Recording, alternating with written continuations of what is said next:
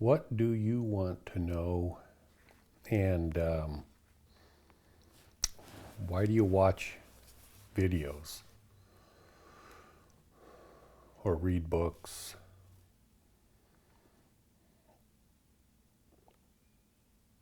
or search out places to find spiritual knowledge and wisdom? Why do you do that? What are you looking for? And what do you think it's going to take to accomplish whatever it is that's in your heart to get, spiritually speaking? What do you suppose it takes to become a billionaire? Do you think it takes hard work, dedication, good connections? What do you think it takes?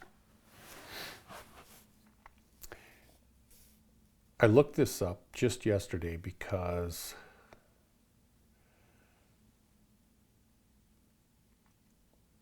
a person could pursue financial wealth, and according to the internet that I found, there's almost 3,000 billionaires in the world. 3,000 billionaires. But how many enlightened people are there?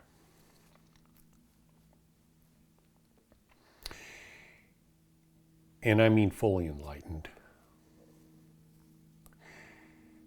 I doubt there's as many as I can count on two hands. I highly doubt that.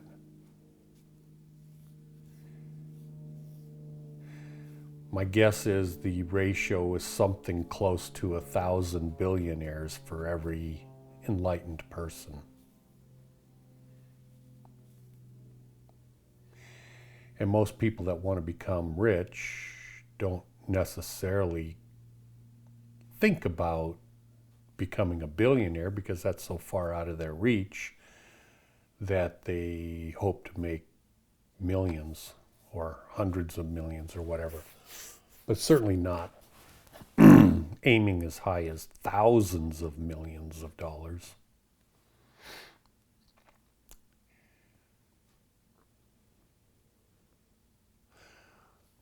What does it take to become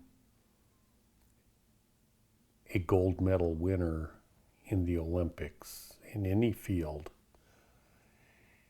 And how many times do they break those particular records? And how many in a particular lifetime, so let's say in a 50-year span, how many people were the best in the world at a particular sport as versus enlightened people in the world?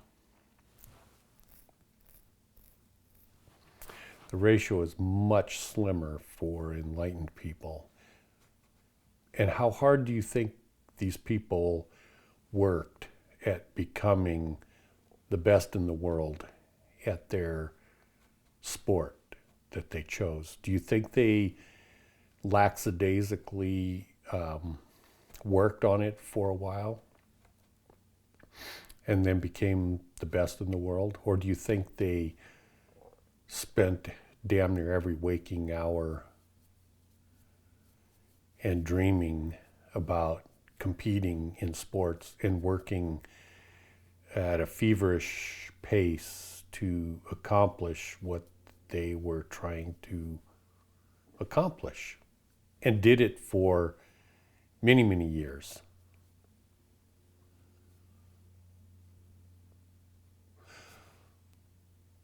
But a truly enlightened person doesn't become enlightened by going at it at a feverish pitch, trying to accomplish a certain set of goals and this and that and everything else. They become enlightened because they gravitate toward that. They love God. They love, if it's just plain old enlightenment like Buddha, they love the knowledge and wisdom that is associated with enlightenment, or they're so driven to know the truth of what reality is that they just, it's one step at a time. They're not actually looking for a major breakthrough. It's just one step after another, and then it happens. So why am I bringing up all these comparisons? It's because what can an enlightened person do for you? What is it you want to know from an enlightened individual? Especially given the fact that you are not going to be able to verify what an enlightened person is telling you. You will not be able to verify it unless you are able to go through the process and dedicate yourself and reach that level of spiritual understanding. You're not going to be able to verify it. So what is it you really want to know from an enlightened individual? And honestly, I'm not posing that question as a hollow question. I don't know what a person would want to know. I didn't go through the process that way. I just love God. I love understanding the nature of reality and everything connected with spirituality, and I just wanted to know. That's just the way I worked at it. And then I was able to know. But if an enlightened person were to talk to me 30 years ago and tell me the things that I know today, would I have believed them? I doubt it. There wasn't any way for me to verify it for many decades. But I never did talk to any enlightened individuals 30 years ago. But had I talked to them, knowing what I know today as versus what I knew then, would I have believed what they told me? I certainly don't think so. I just don't think so. It's too far-fetched. It's too far-reaching. It's too out there to make sense. It's like putting together a jigsaw puzzle. And you know how you always start the perimeter and you kind of work your way and you keep... Talking to an enlightened person is like having this 10,000 piece jigsaw puzzle, and you just started like 15 minutes ago, and you've got the four corners because corners are easy to find. They're corners. Nothing else is like that. There's four of them in the whole damn thing. So you put the four corners together, and then an enlightened person says, now, by the way, you don't even know what the jigsaw puzzle is yet. You don't have a picture to follow. You're just kind of, somebody maybe have told you or whatever. You're not even looking at the damn picture. An enlightened person says, oh, by the way, this piece right here, yeah, so that goes right over there. It's kind of in the center and up about 2 inches from the center over to the right. And it's like, well, how do you know? Well, I've seen the whole picture. I I'm I know what the picture looks like. I can see every piece of it where it goes. And I'm telling you that piece goes right there. There's no way to verify that from your point of view. And it doesn't make any sense to you. Even if you believe that person and you put that piece of jigsaw puzzle there, it wouldn't mean anything to you.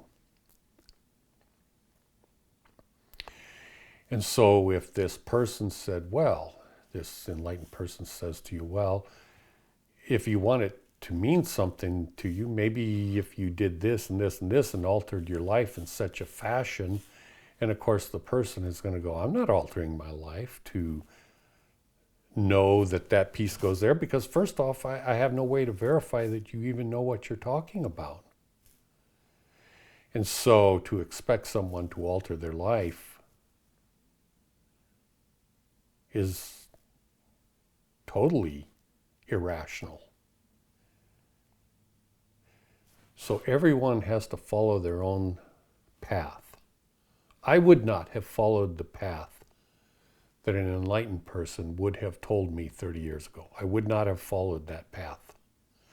Possibly 30 years later, I would reflect back and go, damn, that guy was right. Wow. Very interesting. But even if that were the case, looking back, I would have to say, no, I still wouldn't have followed his guidance because I didn't follow his guidance. So what's the point of having enlightened people in the world? To tell you details about what reality is, what the future holds, what everything means, when it can't mean anything to you. And even if you think you understand what the enlightened person is telling you, I assure you, you do not. Even though you think you understand, you don't. You can't. It's not possible. So again, what's the point of enlightened people on this earth? Look at Jesus. Thousands of years later, we still have wars, Christians killing each other, priests molesting children. Not only is there not just one Christian church, but there's hundreds and hundreds of different dialects and different kinds of churches, all saying they're following the same scripture and Bible and everything. And it's no different with gurus. I mean, how many gurus are on the planet? And do you know of a meeting group of gurus that all agree on the same thing? Of course not. It doesn't happen. So, again, what is the point? Maybe there is no point. I mean, people are going to become enlightened. They're going to figure out what reality is by inquiring to the gods, to God, to whatever the source is that you deem reliable. You're going to pray to that particular God, be it Brahma or God or Jesus, whatever it is.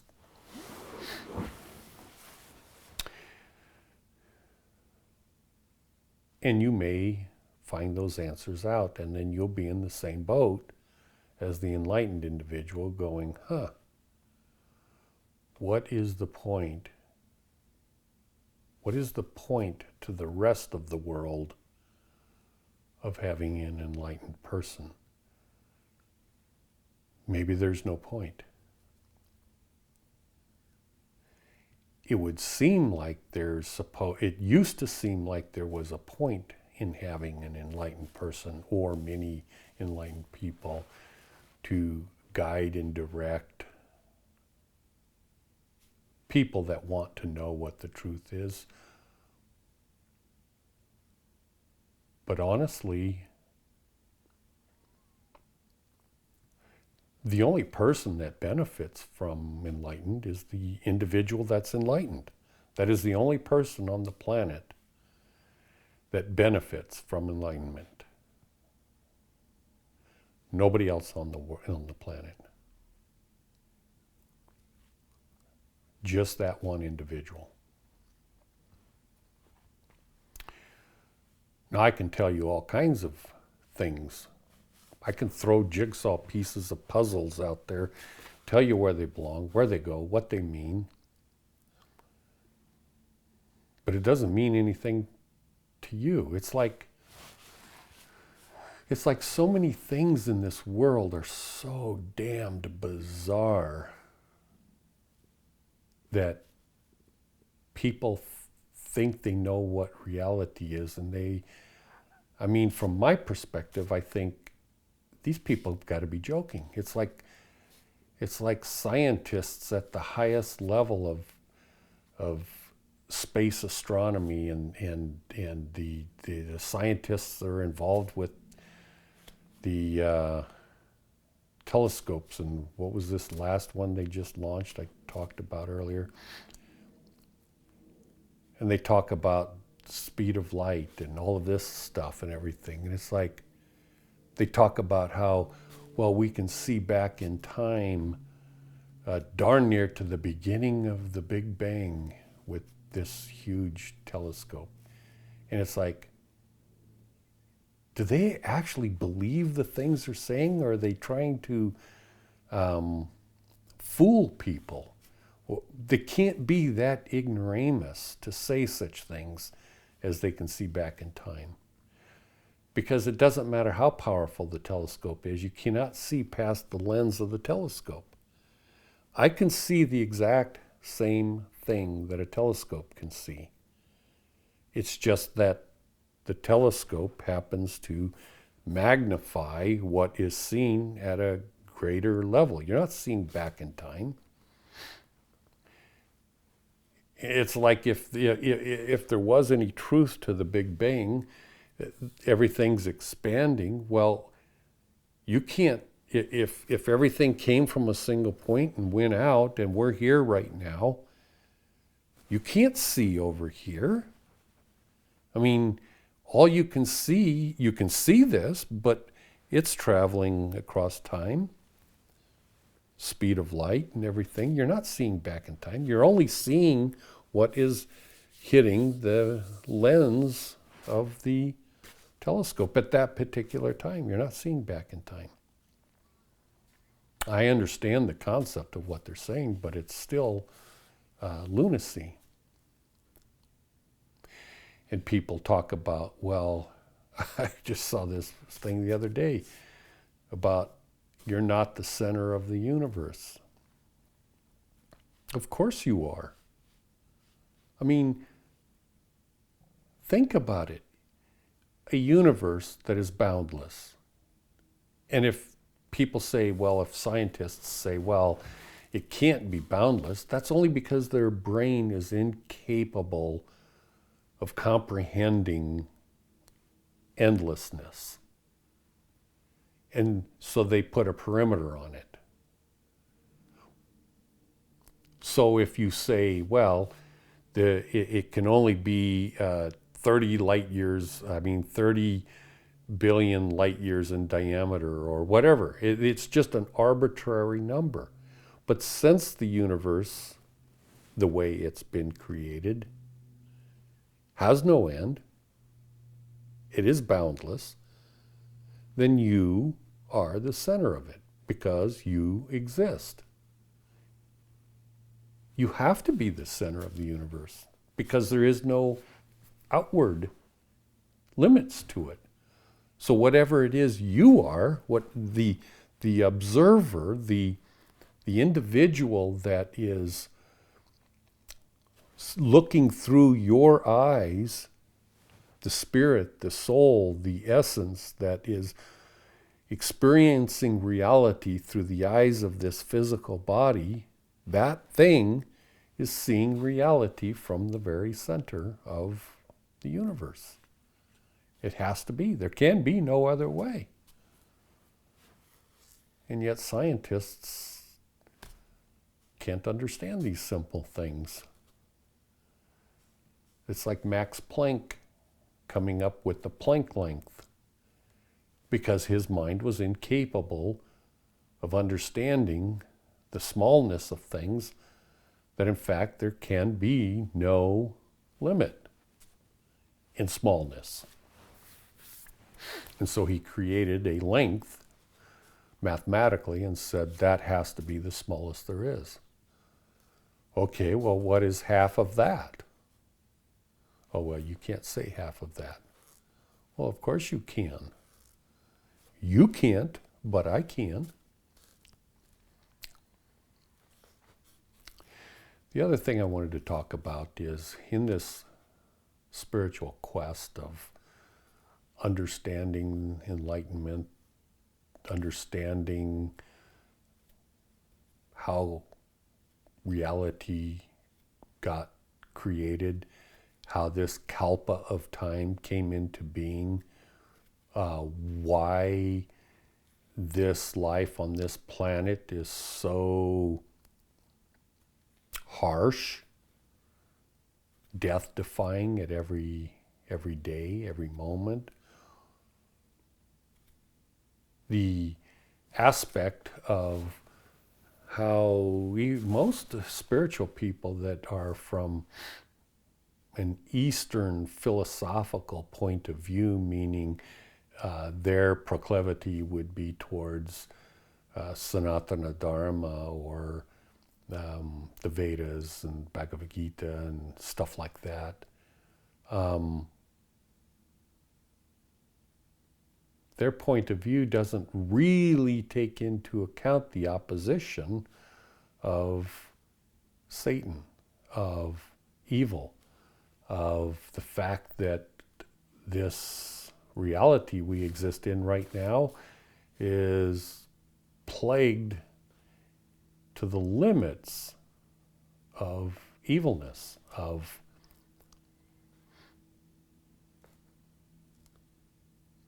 horrible powers that want to take control away from you. And yet the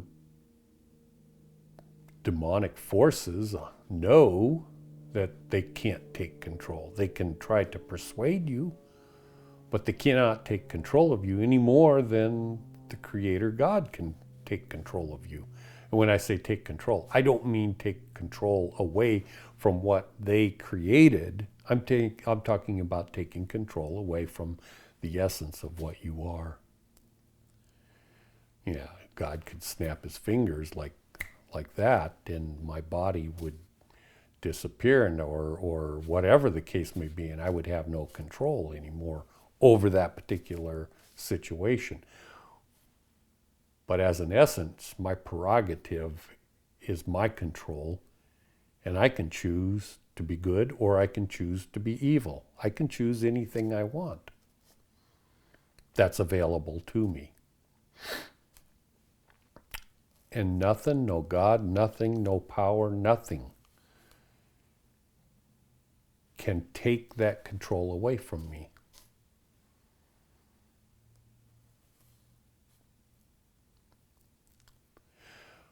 But at the same time, I feel like if you were an idiot, you would not pay the due respect that the God of this world deserves. Meaning, Satan and his comrades deserve your respect. That doesn't mean you have to like them. It doesn't mean you have to worship them. It doesn't mean you have to follow their advice. It just means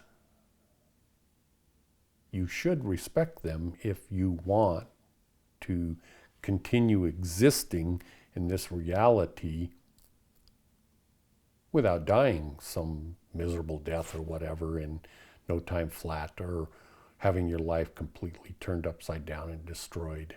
You should pay them the respect they deserve. But what does that mean? It means the same thing as if you were to come across some big herky guy that is just built with muscles, weighs 400 pounds and not an ounce of fat on him. And you could, and let's assume you're in the jungle, so you don't have police or anybody to protect you. Are you going to harass that person? Well, you could if you wanted to, but you rest assured if this person has a track record of killing people that harass him, you can rest assured you're going to not survive. So you pay that individual the respect that they deserve. That's what I mean by that. In the only writings that we know of that contain some sort of vindication that Jesus met with Satan on occasion that happened, Satan was still the god of this world and could not take control of Jesus, and in fact attempted to persuade him to do what he wanted him to do, and he made him a promise and this and that. But Jesus didn't have to obey, and they were co-equals. Nevertheless,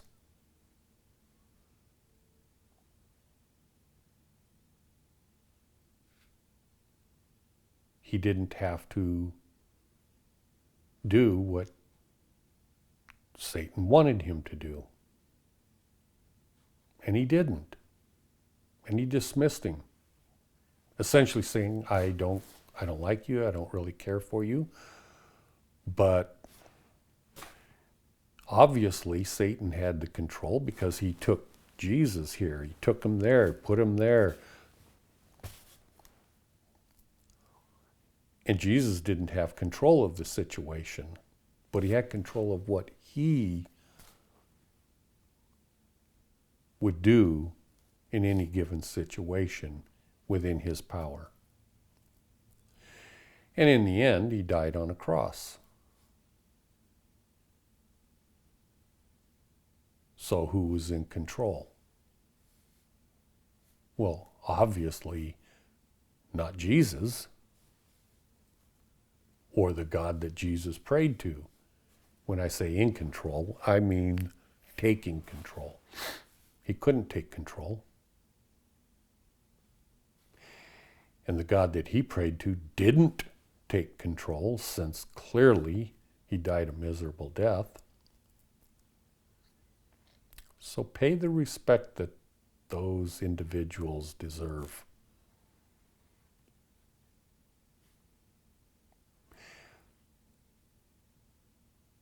So that's why I say I don't like Satan. I don't like Shiva. This individual and those that are associated with him are never going to be considered my friend. I don't love them. And I never will.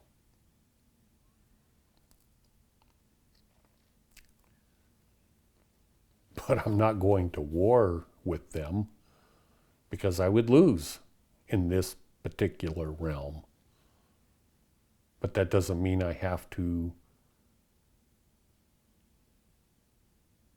participate in anything they do either.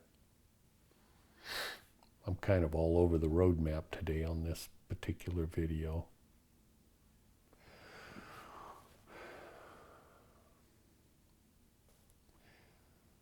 So, how in the world are you going to become enlightened if that's what you want to do. It'll probably take more than a lifetime for you. For me, I would like to say I was lucky, but maybe all of this took place in former lives that I existed in, because my life, I thought I was in control most of my life, but in hindsight, I could see how, yeah, I was making the decisions and everything, but there were many miracles that came into play that helped me along the way. For instance, I met a neighbor when I was a teenager that was a professional firefighter. And I thought, wow, that would be an awesome occupation, but extremely difficult to get hired into, especially if you don't have any contacts or relatives that are already in the fire department. When I'm speaking about a large professional fire department, not some small town or something like that. And so I pursued that path for several years, and it never worked out for me, even though I spent a hell of a lot of time studying and physical agilities and taking tests and all that stuff. But still, it wasn't working for me, and several years had passed, and I was working in other occupations and started my family and was married and started having children, and still I was trying to become a firefighter. And why, I don't honestly know. I just thought it was an awesome occupation. And then miraculously, when I was 24 years old, I got hired finally, and retired at 50 years old. And then spent the next 15 years in an intensive effort to learn what I know today, spiritually speaking. And of course, that whole 25 years at the fire department was also spent studying spirituality on my own personal time. So grand total, I probably spent what would be the accumulative of more than a couple lifetimes, because I had the opportunities afforded someone that is a professional firefighter and retiring at such an early age and having the financial wherewithal to be able to not only survive, but to dedicate so much time. Buddha had to quit his royalty or whatever and walk away from that to be able to accomplish what he set out to do.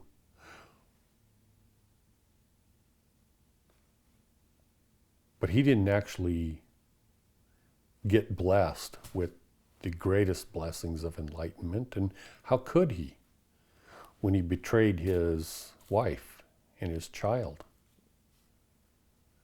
by walking away? Just because there's a higher order and you want to become enlightened, and so you seek after God, do you really think this God is going to bless you with all the blessings when you betray your wife, your child, and simply abandon them and walk away? Of course not. How do you repent of that? Well, he didn't. He spent the rest of his life pursuing spirituality, and he got what he was looking for.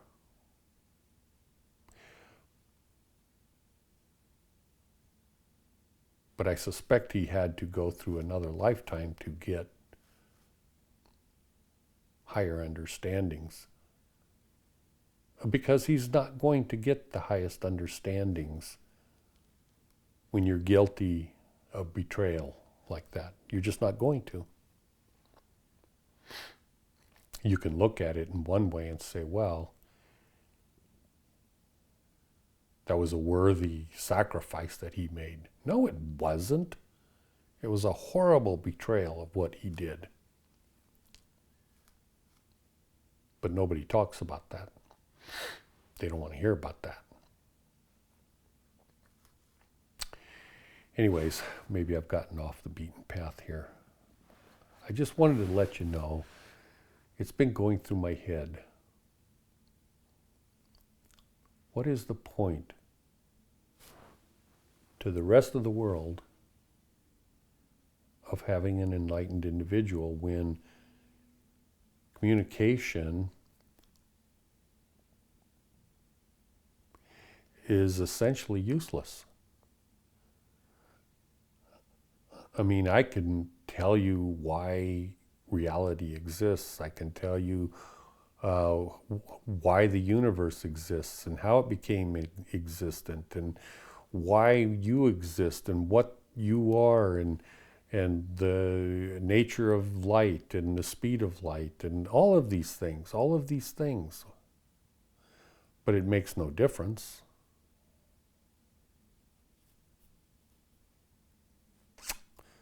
Anyways, that's some pretty bizarre stuff.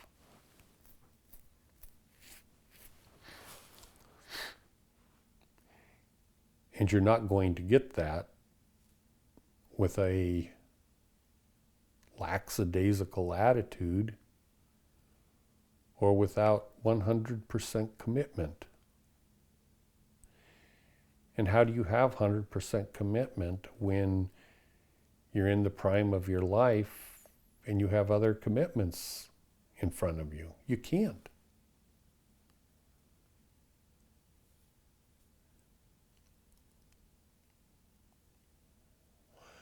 It's fascinating, I will tell you that. Understanding what reality is extremely fascinating. And I know I act like I'm dead, dry, unexcited, lackluster, boring. That's the way I'm talking right now. I'm not putting any feeling into it. But in reality, it's like,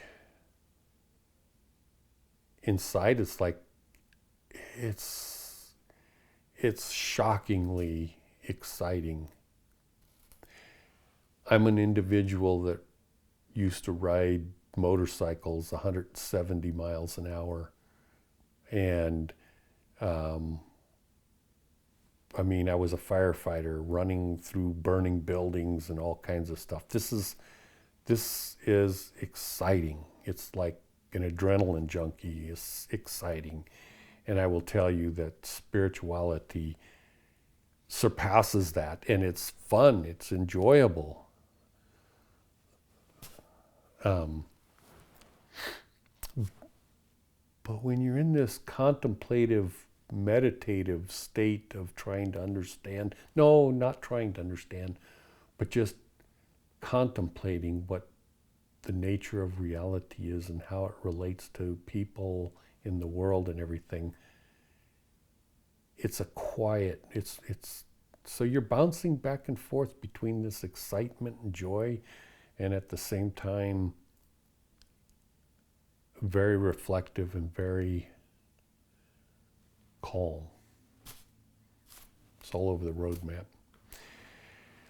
Anyways, I don't know why I made this video. If somebody benefits from it, I'm glad. Otherwise, I don't know why I made it. Talk to you later.